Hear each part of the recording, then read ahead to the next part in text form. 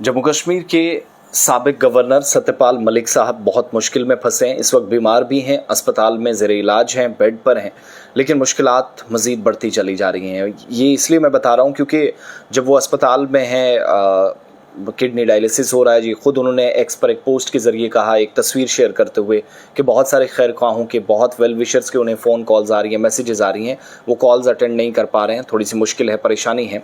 लेकिन इन सब के बीच में उस केस में CBI ने उनके खिलाफ चार्जशीट फाइल कर दी है, जिस केस में ऑलरेडी उन्होंने खुद कहा था कि मुझे 2 फाइलें क्लियर करने के लिए 300 करोड़ रुपए ऑफर किए गए, तो आप इसमें तहकीकात करें। और जम्मू कश्मीर सरकार ने CBI को ये कहा था, रिक्वेस्ट की थी रिटर्न में, कि आप इस केस में तहकीकात करें, कौन कौन लोग मुलव्वस हैं।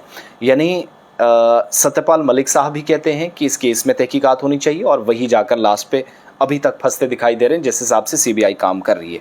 ये कीरो हाइड्रो पावर प्रोजेक्ट है, जिसमें सत्यपाल मलिक समेत 6 लोगों के खिलाफ ये जो है चार्जशीट फाइल कर दी गई है। करप्शन का केस है, बदनवानी का केस है। और CBI ने, सेंट्रल ब्यूरो ऑफ इन्वेस्टिगेशन ने, पावर प्रोजेक्ट के लिए 2200 यानी 2200 करोड़ रुपए का जो सिविल वर्क्स की अलॉटमेंट थी, जो प्रोजेक्ट का काम सौंपना था, इस अलॉटमेंट में मुबैना तौर पर या कथित तौर पर बदनवानी के सिलसिले में, करप्शन के सिलसिले में फॉर्मर गवर्नर जम्मू कश्मीर सत्यपाल मलिक, उनके 2 प्राइवेट सेक्रेटरीज और 4 दीगर के खिलाफ चार्जशीट दाखिल कर दी है। एजेंसी ने 3 साल की तहकीकात की, उसके बाद अपनी एक नताइज पर मबनी एक रिपोर्ट खुसूसी अदालत के सामने पेश की। और जुमेरात को इस सिलसिले में, यानी कल एक्स पर एक पोस्ट भी आया। एक पैगाम में सत्यपाल मलिक ने कहा कि वो अस्पताल में दाखिल हैं, किसी से बात नहीं कर सकते, ना इस हालत में है। बहुत खैर ख्वाहों के उनको फ़ोन आ रहे हैं, कॉल्स मौसूल हो रही हैं, और जिन्हें वो अटेंड करने से कासिर हैं। लेकिन जहां उनकी सेहत जल्दी से ठीक हो, जल्द सेहतियाब हो, दुआ इसके लिए भी करें।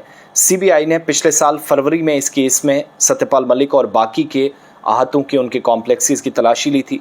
2022 में FIR के रजिस्ट्रेशन के बाद एक बयान में CBI ने कहा था कि केस 2019 में एक निजी कंपनी को कीरो हाइड्रो इलेक्ट्रिक पावर या HEP प्रोजेक्ट जिसको कहते हैं, इसके सिविल वर्क्स के तकरीबन 2200 करोड़ रुपए के ठेके से मुबैना बददियानती या बदनवानी से मुतल्लिक है।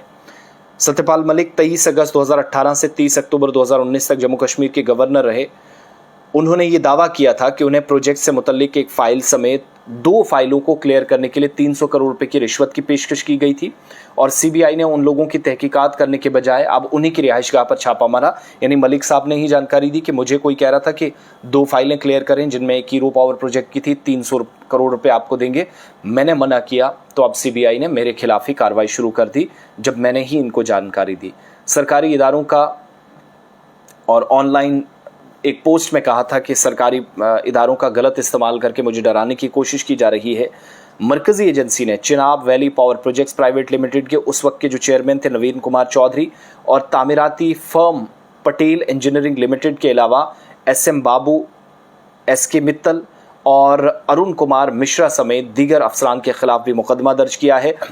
ये तहकीकात जम्मू कश्मीर सरकार की तरफ से 2022 में एक रिक्वेस्ट की गई थी, उस दरख्वास्त के बाद हुई, जिसमें 2 मुश्तबह कॉन्ट्रैक्ट्स के हवाले से CBI की इंक्वायरी का मुतालबा किया गया था। और ये खदशात इब्तदाई तौर पर सत्यपाल मलिक ने उठाए थे। सत्यपाल मलिक ने अवामी तौर पर इल्ज़ाम लगाया था कि फ़ाइलों को मंजूर करने के लिए 300 करोड़ रुपए उन्हें ऑफ़र हुए थे, लेकिन अब कार्रवाई उन्हीं के खिलाफ शुरू हुई। याद रखिएगा, कौन सत्यपाल मलिक? मैंने जैसे शुरुआत में कहा कि सत्यपाल मलिक, जिन्होंने अक्टूबर 2019 तक, 23 अगस्त 2018 से 30 अक्टूबर 2019 तक बतौर गवर्नर काम किया, और ये आखिरी गवर्नर भी जम्मू कश्मीर के थे। गवर्नर आखिरी इसलिए क्योंकि इसके बाद 31 अक्टूबर को जम्मू कश्मीर यूनियन टेरिटरी बन गई, तो उसके बाद हमने देखा यूनियन टेरिटरी में पहला गवर्नर गिरीश चंद्र मुर्मू साहब बने। उसके बाद मनोज सिन्हा साहब, जो आज भी चल रहे हैं, 2nd लेफ्टिनेंट गवर्नर है। तो यहाँ से हटाकर फिर गोवा सत्यपाल मलिक साहब को भेजा गया, फिर मेघालय के उसके बाद गवर्नर 21वें गवर्नर बने। लेकिन मौजूदा वक्त में मुश्किल सूरत हाल से गुजर रहे हैं। अल्लाह से दुआ करें जल्द सेहतियाब हो जाएं। बुज़ुर्ग हैं, ज़ाती दुश्मनी और कोई एतराज़ हो तो वो अपनी जगह, लेकिन जब इस हालत में इंसान हो, महबूबा मुफ्ती की तरफ से सिलसिले में ट्वीट भी किया गया। दूसरी बात ये कि महबूबा मुफ्ती के अलावा बाकी लोग भी उनके लिए दुआ कर रहे हैं। लेकिन बहुत सारी चीज़ें उनने सच कहीं, मगर कुछ चीज़ें सवाल इसलिए भी उठे क्योंकि जब वो गवर्नर थे तब नहीं करते थे, तो इसलिए भी उन पर सवाल उठना लाजमी था। मगर सीबीआई ने फ़िलहाल उन पर मुकदमा दर्ज कर दिया। यहाँ से आगे क्या होगा ये हम नहीं जानते, लेकिन इस केस को बहुत संजीदगी से लेने की ज़रूरत है। इसके बाद सीबीआई क्या करेगी, चार्जशीट दाखिल करने में जहाँ 4.5 साल लग गए, तो what will be next update आपको वक्त गुजरने के साथ साथ किया जाता रहेगा।